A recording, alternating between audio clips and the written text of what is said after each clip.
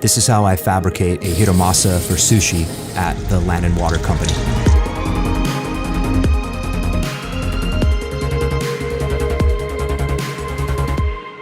This hiromasa we've gotten from Catalina Offshore Products and is aquaculture raised in Baja, California, and part of our projects here in San Diego to serve sustainable seafood. I'm going to use my deba to go in behind the gill plate to where it touches the vertebrae, and I'll roll the fish over and do the exact same thing on the other side. Just behind the head and just in front of where the spine starts, you'll find a little soft spot where the knife can slide straight through without any interruption, and again just touch to the vertebrae, and with minimal effort the head of the fish will lightly twist off. You'll always start on the belly side of the fish, as we are trained, especially for sushi, and the knife is going to break the skin, and then you're going to slowly pull the knife towards you in a drawing motion, and as you pull that knife back, you're going to feel it right along the spine, the ribs of the fish, scalpeling along not to disturb or waste any of the meat. The bones from the cage of the fish running here on the shoulder where it separates the top right shoulder from the bottom left shoulder. I like to insert my deba here and then open the fish here from head towards the tail. Seeing the bones here gives you a very clear guideline of how to use your knife to pull back towards you. The single bevel of the deba gives you one side that's perfectly flat. So as you push the knife forward and pull it back towards you, as you pull the knife towards you, the beveled side is going to pull the blade snug and closest to the bones. This knife is specifically designed for butchering fish in this way, and it gives us the maximum yield and disturbs the flesh the least amount. I'm going to lift the tail and I'm going to slide my deba back towards the head of the fish.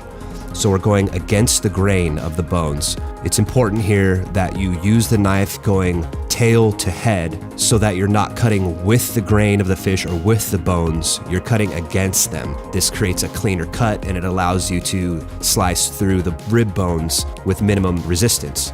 And we finally get the top fillet up and off of the fish. Now we're going to continue on and we're going to remove the cage. We're going to start again on the belly. And we're going to go right underneath the belly fin, and we're going to just stay as close to the bones as possible, and we're going to release the ribs off of the fillet. Now we're going to flip the fish over, and now we're going to use our knife again, starting at the head of the fish, and we're just going to trace along the top of the fins and the skeleton, and we're going to break the skin, and we're going to then release the shoulder of the bones from the rest of the fillet. And now we're just going to go through with the tip of the knife and release the spine, and again swipe through the bones along the belly.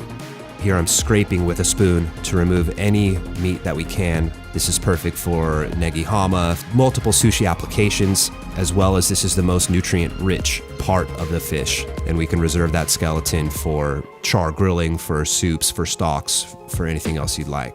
The first step in quartering it here is we're going to remove the kama, or what is called the collar of the fish. We're going to go in through the belly, and we're going to come up across and finish on the shoulder and make a clean swipe. This flesh is some of the most succulent on the fish that's often discarded. Here on the cross section of the kama, you can see that there's a ton of toro, there's a ton of fat, there's a high oil content.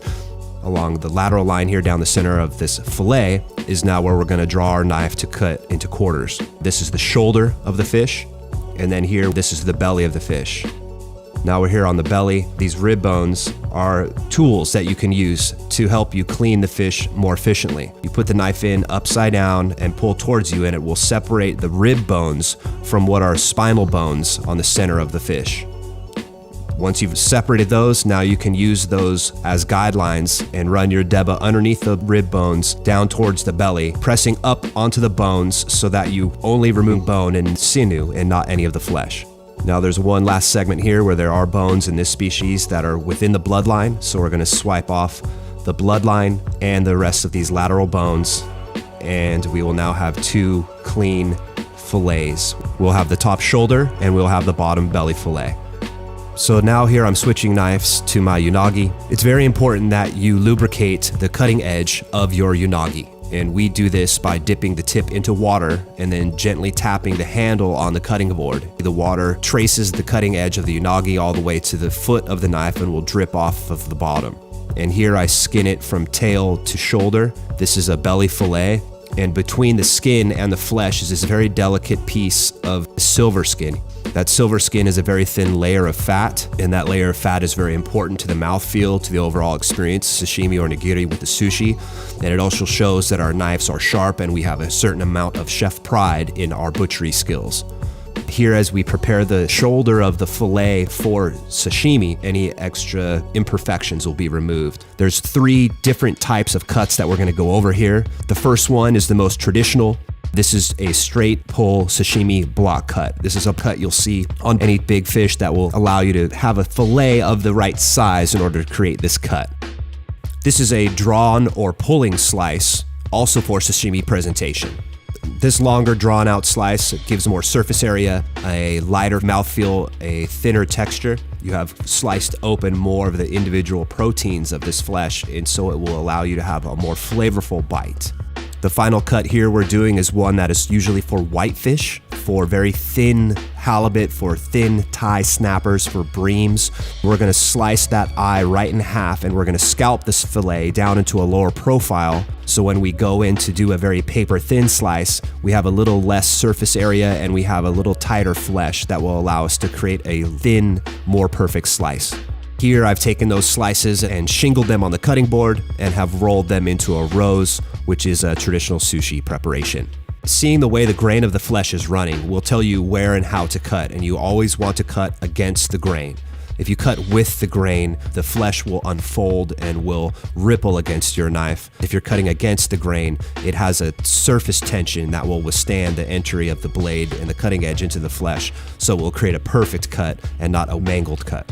Along the belly of the fillet, this segment closest to the stomach is the toro of the hiromasa, or the absolute pure and fattest part of the fillet.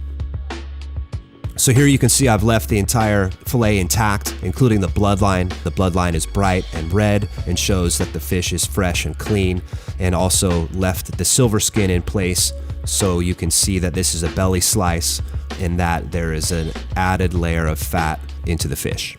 We've left the bloodline on, which is traditional. There's no need to waste any of the fish, and the bloodline here is going to add to the flavor. It's going to add depth and texture, and it's important when you go out and are looking for fish for yourself that you see the bloodline and that you can see that it's bright and that it's red, that it has not been oxidized or discolored in any way. It's another way to be able to look at a fish and visually see how fresh the fish is.